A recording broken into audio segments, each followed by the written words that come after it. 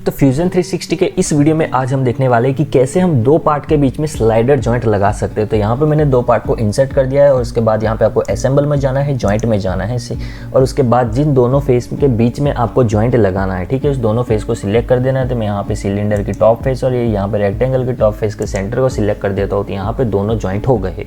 अब यहाँ पे मुझे डिफाइन करना है स्लाइडर जॉइंट। तो आपको मोशन में जाना है, उसके बाद यहाँ पे रिवॉल्यूट हमने कवर कर दिया। अब देखेंगे स्लाइडर, तो आपको यहाँ पे स्लाइडर पे सिलेक्ट कर देना है।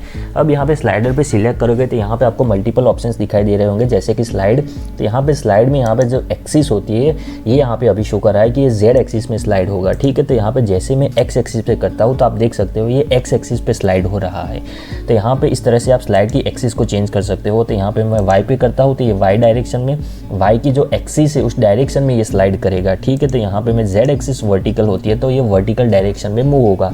तो इस तरह से आप एक्सिस को सिलेक्ट कर सकते हो। अगर आपके पास कोई कस्टम एक्सिस है, ठीक है, यहाँ पे आप अगर यहाँ पे कंस्ट्रक्ट में जाके कंस्ट्रक्ट एक्सिस करते हो, ये कंस्ट्रक्ट में जाके एक्सिस को कैसे क्रिएट करना है वो भी मैंने आपको बता दिया है, आप जाके देख सकते हो। तो अगर आपने कुछ ऐसी कस्टम एक्सिस सिलेक्ट की है, क्रिएट की है, तो आप यहाँ से कस्टम एक्सिस भी सिलेक्ट कर सकते हो जहाँ पे ये स्लाइड होगा। लेकिन यहाँ पे अभी के लिए मैं यहाँ पे जेड एक्सिस पे सिलेक्ट कर देता हूँ, ठीक है।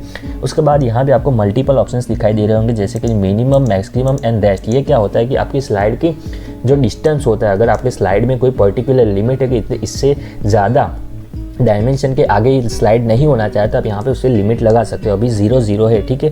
तो यहाँ पे सपोज में मैक्सिमम, आपको सबसे पहले यहाँ पे इसको अनचेक करना सबसे पहले चेक करना पड़ेगा डायमेंशन को ऐड करने के लिए। अगर आप यहाँ पे अनचेक करोगे, ठीक है, तो ये फ्रीली साइड होगा, अगर इसका कोई लिमिट नहीं होगा, ठीक है, किसी भी लिमिट तक ये जा सकता है। लेकिन जैसे आप यहाँ पे चेक करोगे और इसके डायमेंशन दोगे तो वो उस डायमेंशन से आगे स्लाइड नहीं होगा। सपोज मैं यहाँ पे 100 टाइप करता हूँ, ठीक है। तो मैंने जो दो पॉइंट सिलेक्ट किए थे, ये मेरा रेक्टेंगल का जो टॉप फेस था और यहाँ पे मैंने इस फेस का, इस सिलेंडर की जो फेस सिलेक्ट की थी, जो पॉइंट सिलेक्ट किए थे, दोनों के बीच का डिफरेंस यहाँ पे शो होगा, ठीक है। तो यहाँ पे मैक्सिमम 100 मानी यहाँ पे मेरा मिनिमम 0 है और मैक्सिमम 100 है। मानी ये 0 से 100 mm तक ही स्लाइड करेगा। जैसे मैं यहाँ पे प्रीव्यू पे करूँगा, आप देख सकते हो यहाँ पे 0 से जाएगा 100 तक। देखो यहाँ पे डायमेंशन चेंज होते हुए भी आप देख सकते हो ये 100 से आगे नहीं ज़्यादा जाएगा, क्योंकि यहाँ पे मैंने मैक्सिमम लिमिट ही 100 दे दी है, ठीक है। उसके बाद यहाँ पे अगर आपको मिनिमम 0 नहीं चाहिए, ठीक है, मिनिमम 20 चाहिए, तो ये कार्य करेगा। देखो 20 पे फिक्स हो गया, ठीक है। अब जैसे मैं यहाँ पे प्रीव्यू पे करता हूँ तो आप देख सकते हो ये 20 से नीचे नहीं जाएगा, ठीक है। तो 20 से 100 तक डायमेंशन ये स्लाइड होगा, लेकिन 20 से नीचे ये स्लाइड नहीं होगा।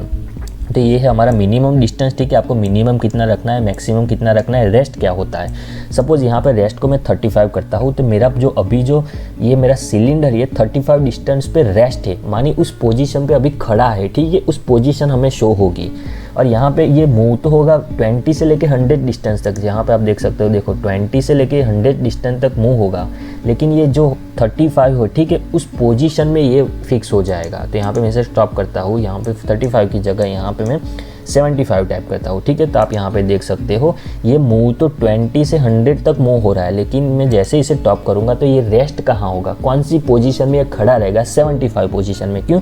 क्योंकि यहाँ पे मैंने रेस्ट को यहाँ पे 75 टाइप किया। अब आपको ये चीज़ ध्यान में रखनी है कि यहाँ पे आपका जो रेस्ट है वो मिनिमम से ज़्यादा होना चाहिए, कम नहीं होना चाहिए। क्योंकि अगर आपका मिनिमम 20 है तो आपका रेस्ट 15 नहीं हो सकता। क्यों? क्योंकि आपका 20 से 100 तक ये आपने लिमिट दी है कि इससे आगे नहीं जाना चाहिए। तो आपका रेस्ट हो जो रेस्ट है वो 20 से नीचे नहीं हो सकता। क्यों? क्योंकि आपने लिमिट 20 से 100 दी है, तो कैसे आप इसको 15 डिस्टेंस पे रेस्ट करवा सकते हो। तो इसका मतलब ये है कि आप मिनिमम डिस्टेंस से ज़्यादा डिस्टेंस देके रेस्ट लगा सकते हो। सपोज अभी यहाँ पे मेरा मिनिमम 20 है और मेरा जो रेस्ट है वो 75 है। जैसे मैं 10 करूँगा तो मेरा मिनिमम भी 10 हो जाएगा। जैसे मैं यहाँ पे रेस्ट को 10 करता हूँ तो आप देख सकते हो मेरा मिनिमम भी 10 हो गया। तो आपका जो रेस्ट है वो हमेशा मिनिमम से ज़्यादा होना चाहिए।